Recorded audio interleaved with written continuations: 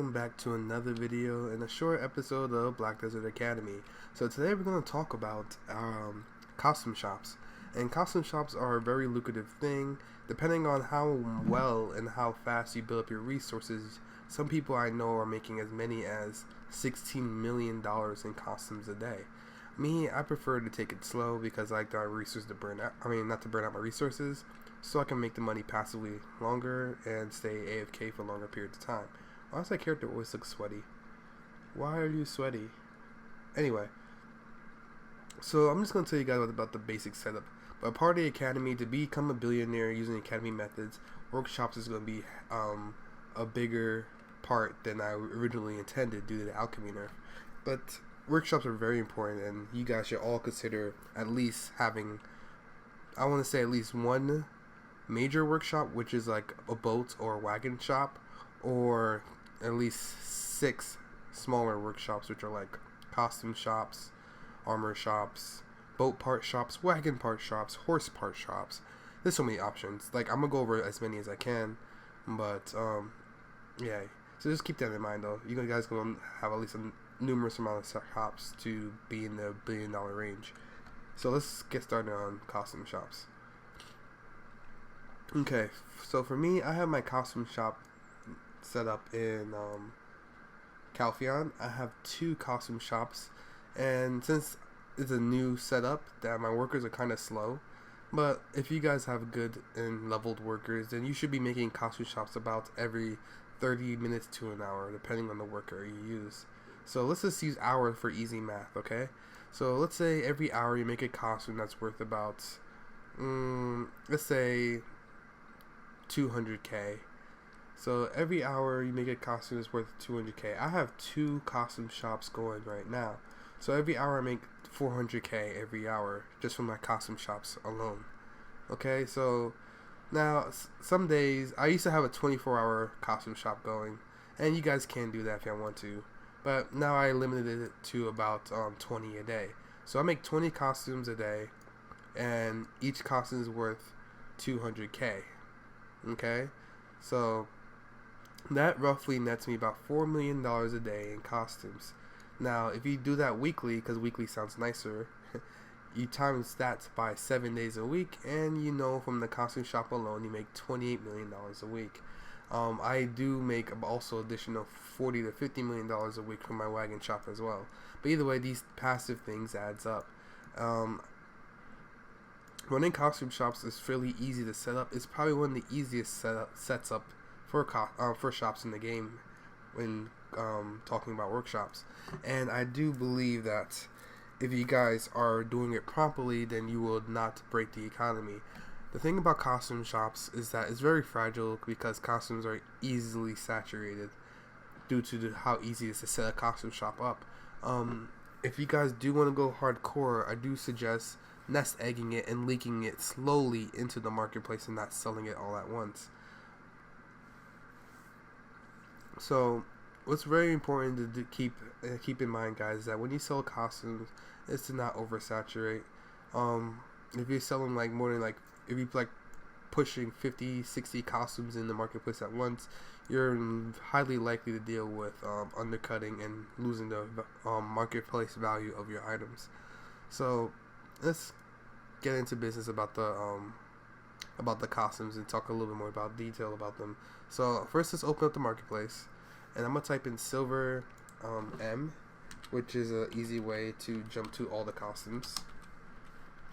Okay, so here you see all the costumes. Now on the top right, you will see the accumulated trades, the top right number, which is the one that is a greenish blue color. That will show you the accumulated trades in the history of the game. So you can tell which costumes had the highest demand and which costumes has sold the least amount, which means the lowest people use them.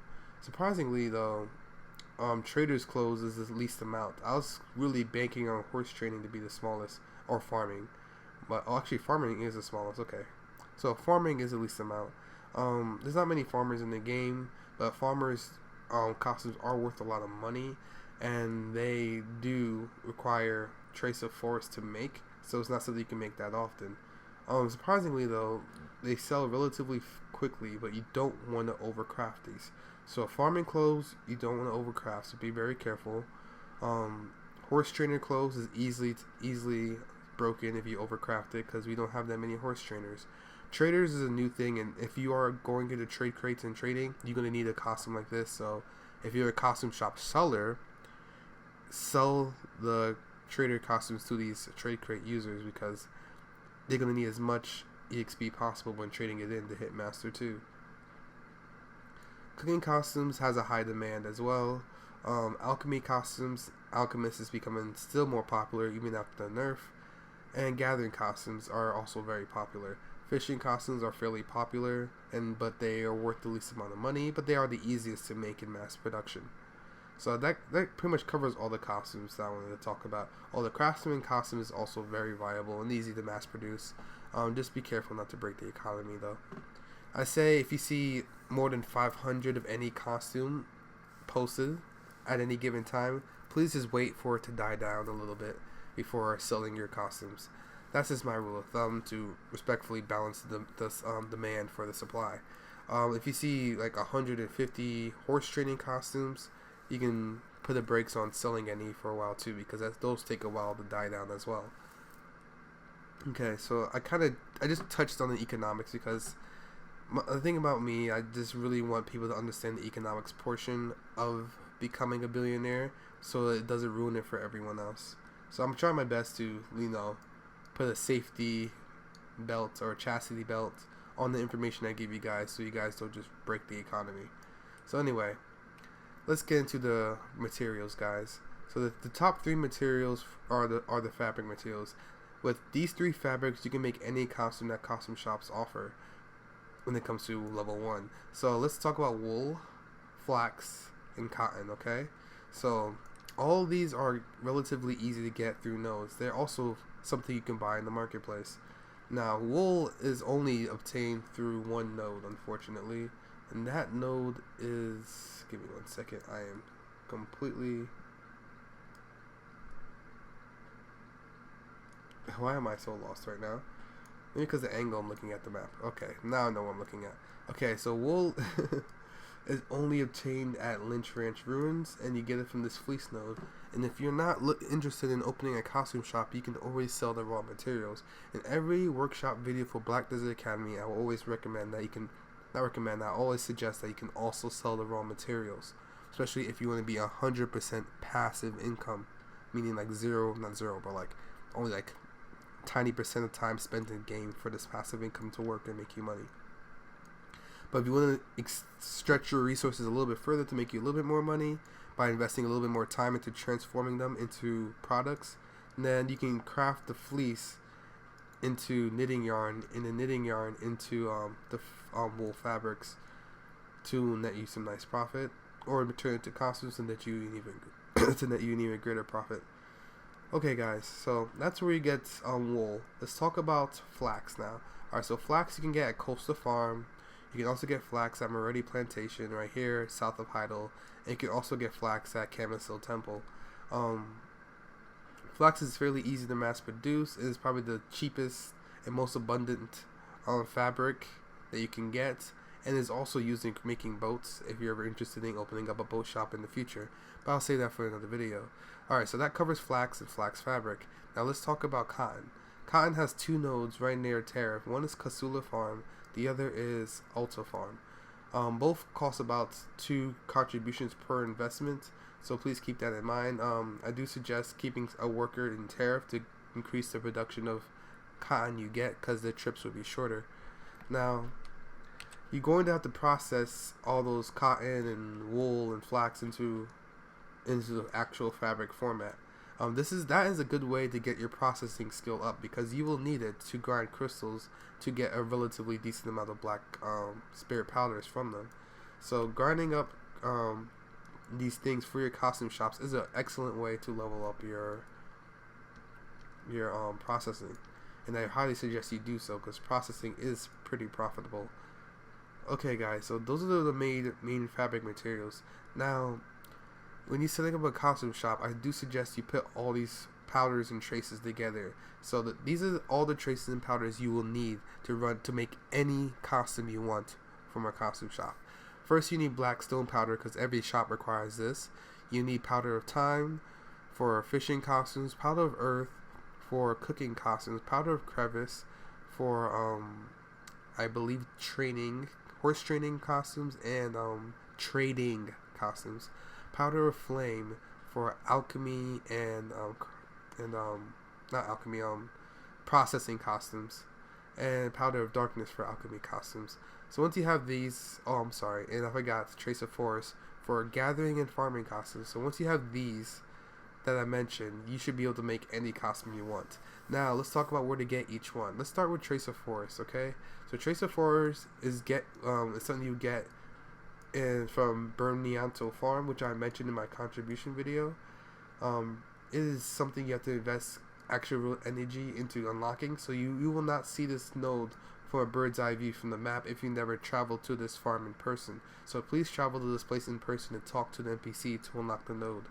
Bernianto Farm, I do suggest you place a human or a goblin with half the luck and double the speed of a human. Please emphasize on double the speed so it can make up for the lack of luck that it would have compared to a human. Now the second place to get Trace of Forest is from Ruined Tree Stub. This is also a place you have to visit in person and talk to the node manager to unlock the node to excavate it. This is also same type of workers I suggest. And the third place is obviously through the marketplace, using either buying or pre-ordering. Do I suggest you do this? I only suggest you buying any resources for costume shops if you have a thrifty worker making the costumes. Thrifty workers are workers who has a good percent chance of not using all the materials required in the recipe to make the final product. Thrifty workers can save you a nice profit margin, especially if you got all your resources naturally. I will show you an example of a thrifty worker. My and your goal should be to use workers for shops that have multiple thrifty levels. Let me see where's my double thrifty guy? Where's the beautiful bastard? Here we go. So this is my giant. Yes, he works slow, but he is the one who's blessed with thrifty A and thrifty C.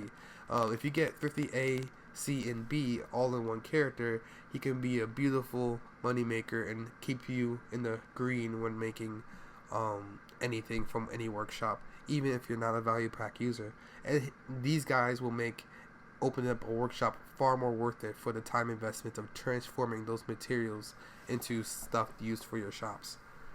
Moving forward, I'll talk a little bit more about thrifty workers in almost every workshop video, but I'll go into more deep detail about worker skills in another video in the future.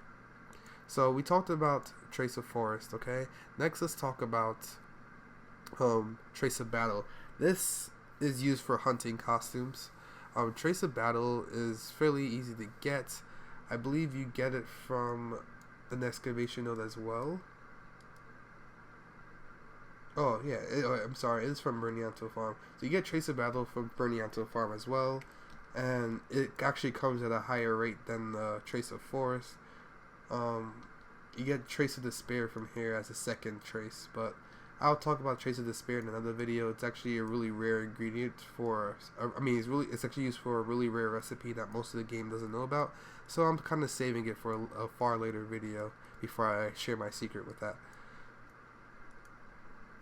I do believe I covered that. Okay, so let's talk about the next thing in line. So let's talk about Blackstone powder. Blackstone powder is easy to get. You can get it from a refinery by turning rough stones into Blackstone powder, but that is highly inefficient. I do suggest you grind crystals or buy it directly from the marketplace. Next is powder of time. Powder of time is a byproduct of any zinc node you find on the map. I'm not going to go over every zinc node and look for them, but it's pretty simple. Almost every zinc node you find on the map will give you powder of time as a byproduct. So if you're looking to get as much powder of time as well as zinc ore, please use humans to increase the number of powder of time you get. Powder of time is fairly common though, so you can easily buy it from the marketplace anytime you want. But this is, naturally gathering is always the cheapest way. So let's talk about powder of earth. Powder of earth is probably the most rare powder/trace ingredient out of all the other ones, because you can only get it from this tin mining site right here at Bear Riverhead. I do suggest you use a human for this, or a goblin once again with double the speed and at least half the luck. Okay guys, that's a new meta I've been reading about, and it's proven to be very fruitful to use goblins even in RNG cases. Anyway, Powder of Crevice is something you get from almost any coal mine in the game. So if you activate a coal node, my favorite one is right outside of Kepler right here at Kepler Quarry, you will get Powder of Crevice as a side product. Using a human as well as a goblin, same setup. So for almost every one that you're trying to get a special proc from, using human/goblins will be good, and a goblin that's built correctly, of course. So next is Powder of Flame. I talked about this in 5 videos, so I'm gonna be very brief about it. You get this from mining copper and ore nodes as a byproduct. Okay, same with Powder of Darkness. You get this from mining iron ore nodes, and it'll be a byproduct as well. So that covers all the powders, as well as Blackstone powder, which is universal for every single costume you make. So that really covers how to make these costumes in this game. The profit can be really nice depending on your size and how many contribution points and shops you open. You can make as many as, some people make as many as like literally 60 to 80 costumes a day, which are beasts. And if you have enough storage spaces for it, then power to you, bro. I do suggest not making more than $5 million to $5 to $6 million a day using these costume shops, mainly because you might overflood the economy and ruin it for everyone. But most of the powders, besides Trace of Forest, Powder of Earth, and I believe that's the only one that's difficult, yeah, are pretty much buyable in the marketplace. So please keep that in mind. Also, Trace of Battle is actually difficult to get lately, but yeah, please keep that in mind, guys. This is a really nice passive income, and I do recommend this in probably one of the top 10 shops to have in Black Desert Online. But there's plenty more options. I'm going to cover them all because I don't want everyone just copying you. I want to give you guys so many options that you obviously can't just copy one set. So this is my second workshop video, guys. I hope you guys found it helpful. I hope you guys do understand how to make a costume shop and how easy it is to make. I showed you guys where to get the nodes for the fabric materials, and how easy where the powders and traces are to get. Just please, like I said, I'm gonna emphasize this again: don't oversell, guys. Take your time and let your merchandise slowly leak into the economy. And if you're running out of room, just slow down your production, guys. Sometimes hitting like a set number a day, like every time you log in, set every worker for costumes, 8 costumes per day, and limit yourself that way to keep up with your resources, can be a preferable idea and helps you manage your stuff a lot better without burning yourself out. We're approaching a lot more videos about money making, and I do hope these videos are helpful. If you found this video helpful at all, please leave a like and a comment if you did find this video helpful. There will be another workshop video coming out soon, as well as a video about gathering again, showing you guys where I get my hides from my other workshop anyway. So please stick around. Maybe more than 2 to 3 videos will come out towards the weekend. So hope to see you guys soon. I'll have so much love for you guys, and we're almost at our subscriber mark. And I might do a new channel trailer and a shout out to a lot of the people who's been supporting me. There's a new Miker's Discord server out. You will see it on the channel banner, and I'll probably save it for a separate video just to announce it. Anyway, I'll see you guys the next time. I'm sure you're tired of hearing me ramble, so I'll shut the hell up now. You guys have a nice day, and peace.